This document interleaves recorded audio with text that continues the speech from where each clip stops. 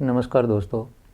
आज की सच्ची कहानी जो मैं आपको सुनाने जा रहा हूँ, ये सुनकर आप सोचने पर मजबूर हो जाएंगे कि आज का हमारा ज़माना किस तरफ जा रहा है। प्यार, रिश्ते नाते, परिवार, सब कुछ धोखे की भेंट चढ़ते जा रहे हैं। घरों के घर बर्बाद हो रहे हैं बेवफाई की वजह से। और बेवफाई कोई भी कर सकता है। एक आदमी अपनी औरत को धोखा दे सकता है या एक औरत अपने पति को धोखा दे सकती है, वजह चाहे कोई भी हो। लेकिन एक बात तो तय है कि जब रिश्तों में धोखा होता है तब परिवार को बर्बाद होने से कोई भी नहीं बचा सकता। आज की कहानी भी कुछ ऐसी ही है। मानव शर्मा और निकिता की शादी 30 जनवरी 2024 को होती है। एक साल तक दोनों की लाइफ में सब कुछ ठीक ठाक चल रहा था। निकिता ने मानव को अपनी पिछली लाइफ के बारे में कुछ बताया। निकिता ने बताया कि उसका किसी के साथ रिलेशन था। उसने ये सरसरी तौर पर बताया, कोई इतना डीपली इस बारे में नहीं बताया। अब मानव को भी लगता है कि चलो लड़की अच्छी है, नहीं तो अपने पास्ट के बारे में कौन बताता है। और मानव धीरे धीरे इस बात को बोल चुका था। लेकिन निकिता को ये बताने की मंशा क्या थी? क्या वो इतनी सच्ची थी कि वो अपने पति देव को सब कुछ बताना चाहती थी, या फिर उसका इरादा ये देखने का था कि उसका पति क्या रिएक्शन देता है, या फिर ये सिर्फ हिंट था अपने पति के लिए कि मैं आगे भी ऐसा ही करूँगी, मुझे रोकने की कोशिश मत करना। बहरहाल निकिता के मन में क्या था ये तो निकिता ही बेहतर जानती होगी। जनवरी 2025 की आखिर में मानव के इंस्टाग्राम अकाउंट पर एक अनजान नंबर से एक मैसेज आता है जिसमें कि निकिता के करैक्टर के बारे में काफ़ी कुछ लिखा हुआ था। मानव को पहले तो मैसेज पर यकीन नहीं होता, इसलिए वो मैसेज करने वाले इंसान से उसका फ़ोन नंबर मांगता है और फिर फ़ोन पर बातचीत शुरू कर देता है। अब बातों बातों में वो अनजान शख्स निकिता के पास्ट के बारे में जो कुछ बताता है, यकीनन वो हैरान करने वाला था।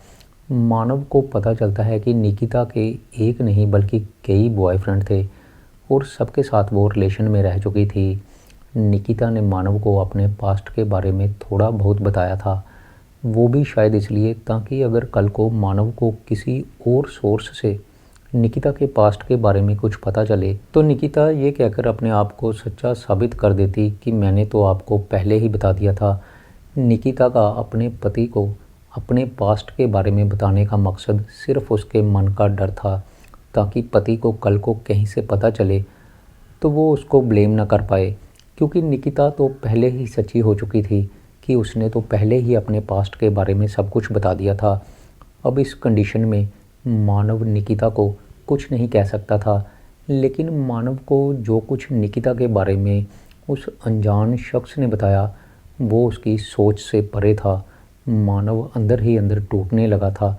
उसने ये सारी बात अपनी बहन को बताई। बहन का नाम आकांक्षा होता है।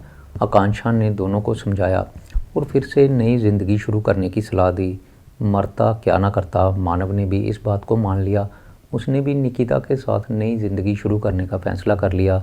मानव निकिता को छोड़ना नहीं चाहता था क्योंकि वो निकिता को काफ़ी प्यार करने लगा था और वो चाहता था कि निकिता अपना सारा पास्ट भुलाकर उसके साथ नए सिरे से ज़िंदगी शुरू करे। लेकिन फिर भी उसके मन में एक शक हमेशा लगा रहता था कि कहीं निकिता फिर से अपनी पुरानी राह पर ना चल पड़े। निकिता उसको यकीन दिलाने की कोशिश करती है कि मैं पहले वाली हरकतें नहीं करूँगी। इसके लिए दोनों एक रिटर्न एग्रीमेंट करने के लिए तैयार हो जाते हैं। दोनों रिटर्न एग्रीमेंट करते हैं जिसमें कि दोनों ने कुछ शर्तें रखी होती हैं।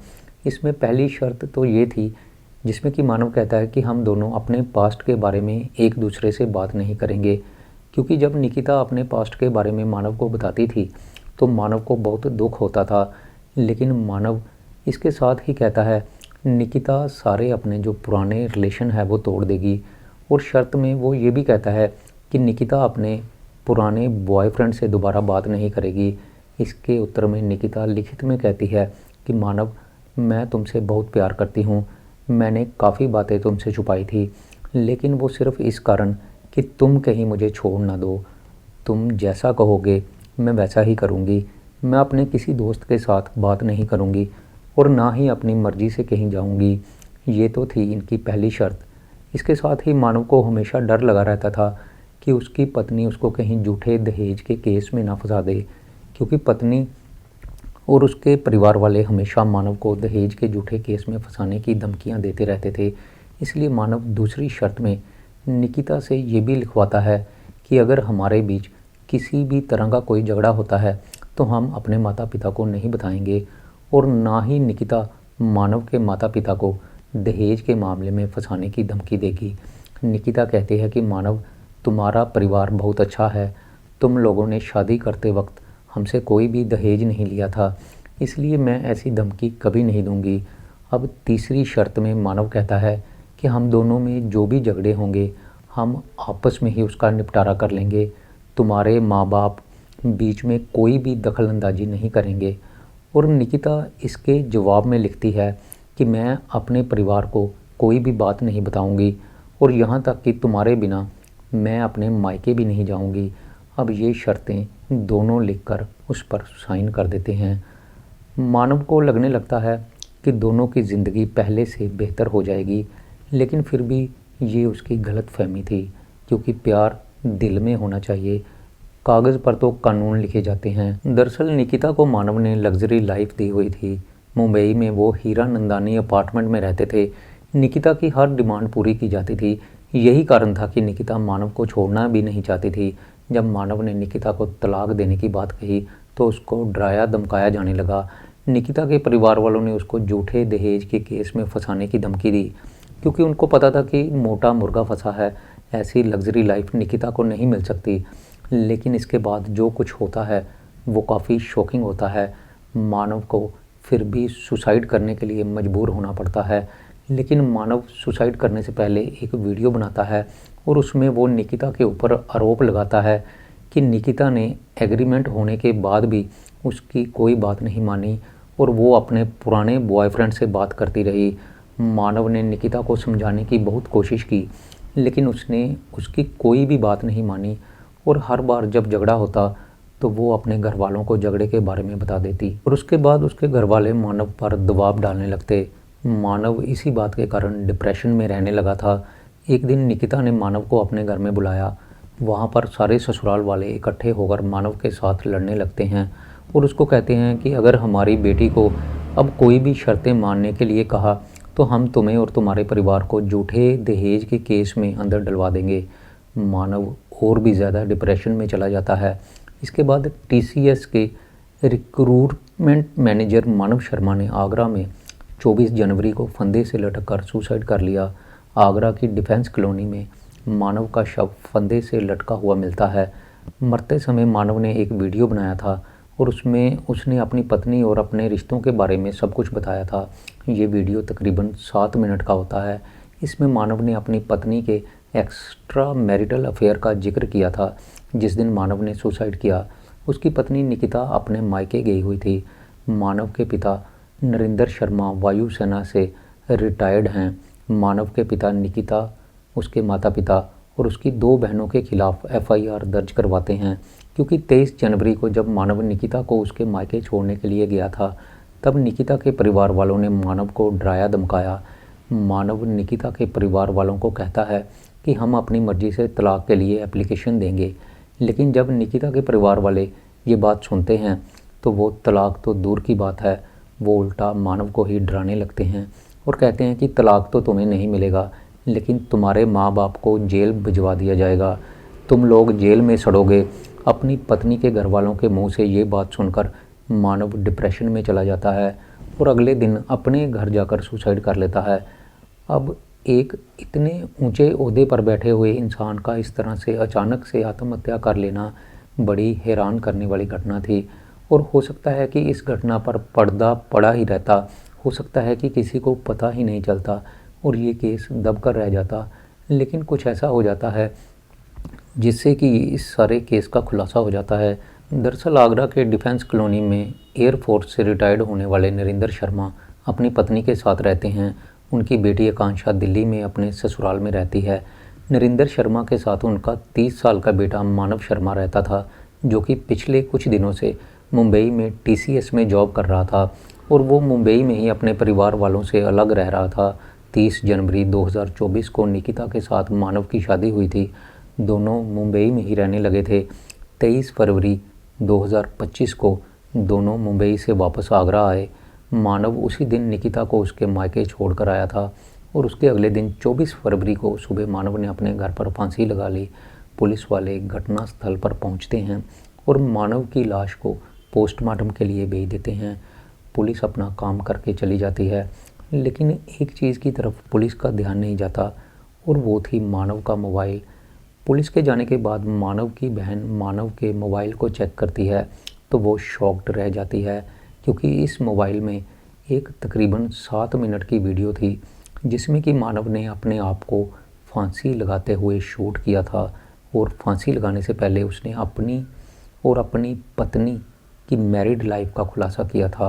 आकांक्षा जब इस वीडियो को देखती है तो अपने माँ बाप के साथ पुलिस स्टेशन जाकर निकिता और उसके परिवार वालों के खिलाफ FIR दर्ज करवाती है। निकिता अक्सर मानव को कहा करती थी, मेरे घर वालों ने मेरी मर्जी के बगैर तुम्हारे से मेरी शादी कर दी है। मैं किसी और से प्यार करती थी। मेरे कई बॉयफ्रेंड हैं, उनके साथ मैं मज़े से ज़िंदगी जीना चाहती हूँ। ऐसी बातों का जिक्र मानव ने अपने अंतिम समय में बनाई हुई वीडियो में किया था। मानव ने इसमें साफ साफ कहा था कि मेरी वाइफ का किसी और के साथ अफेयर है, वो सोती किसी और के साथ है। मानव ने ये भी कहा कि निकिता मुझे झूठे केस में फंसाने की धमकी देती है। वीडियो में मानव कहता है कि मैं तो चला जाऊंगा, लेकिन मर्दों की सोचो, प्लीज़ सोचो मर्दों के बारे में, कोई तो बात करो। मर्द बेचारे बहुत अकेले होते हैं। पहले तो वो खूब रोता है, उसके बाद फांसी लगाने से पहले वो हंसता है और कहता है कि मैं जा रहा हूँ, डोंट टच माय पेरेंट्स। और ऐसा कह के मानव सुसाइड कर लेता है। जैसे ही मानव के मरने की खबर चारों तरफ फैलती है, उसके कुछ दिनों बाद निकिता भी एक वीडियो जारी करती है। इसमें वो कहती है कि मानव ने पहले भी 3 बार फांसी लगाने की कोशिश की थी और एक बार तो मैंने खुद फंदा काट कर उसको बचाया था।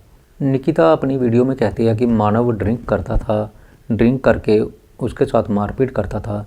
जिस दिन मानव ने सुसाइड किया, निकिता कहती है कि मैं उस दिन मानव की बहन को मैंने बताया था, लेकिन मानव की बहन ने इस चीज़ को सीरियसली नहीं लिया। मैं मानव के घर उसका संस्कार करने के लिए गई थी, लेकिन उन लोगों ने मुझे धक्के मारकर घर से बाहर निकाल दिया। निकिता का वीडियो वायरल हो जाता है, सभी लोग उसका वीडियो देखते हैं, लेकिन वीडियो जारी करने के बाद निकिता सामने नहीं आती। पुलिस वाले जब उसके घर जाते हैं तो वहाँ पर भी ताला लगा हुआ मिलता है। निकिता का मोबाइल लगातार स्विच ऑफ आने लगता है। पुलिस वाले निकिता और उसके परिवार की तलाश में जगह जगह पर छापेमारी कर रहे हैं, लेकिन फ़िलहाल निकिता और उसका परिवार फरार है। पुलिस वाले इनको हर जगह ढूंढने की कोशिश कर रहे हैं ताकि उनसे पूछताछ की जा सके। आज नहीं तो कल निकिता और उसके परिवार वाले पुलिस के द्वारा पकड़ तो लिए जाएंगे। लेकिन दोस्तों, मैं यहाँ पर एक ही बात कहना चाहता हूँ कि अब चाहे ये लोग पकड़े भी जाएं या ना भी पकड़े जाएं, लेकिन किसी का बेटा तो इस दुनिया से जा चुका है। तो क्यों हमारे देश में ऐसे कानून मौजूद नहीं हैं जो कि पुरुष को न्याय दिला सकें? क्या आज के युग में पुरुषों के लिए कोई ऐसे कानून नहीं बनने चाहिए? दरअसल औरतों के लिए जो कानून बनाए गए थे वो काफ़ी पुराने हो चुके हैं। ये कानून उस समय के हैं जिस समय औरत को अबला माना जाता था, लेकिन अभी समय बदल चुका है। औरतों के लिए बनाए कानूनों का धड़ल्ले से दुरुपयोग हो रहा है। तो दोस्तों, मैं जाते जाते यही कहना चाहूँगा कि पुरुषों के लिए भी कोई कानून आने चाहिए और तलाक की प्रतिक्रिया को आसान बनाया जाना चाहिए, ताकि किसी को लगे कि वो गलत रिश्ते में फंस चुका है तो बजाय इसके कि वो अपने आप को ख़त्म करे, वो कोर्ट में जाए, वहाँ जाकर वो तलाक के लिए आवेदन दे और उसको आसानी से तलाक मिल जाए। तो दोस्तों, मेरी आज की ये कहानी यहीं पर ख़त्म होती है।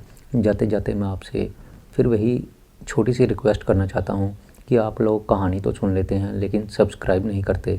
प्लीज़ सब्सक्राइब कर दीजिए कीजिए और वीडियो को लाइक कर दीजिएगा।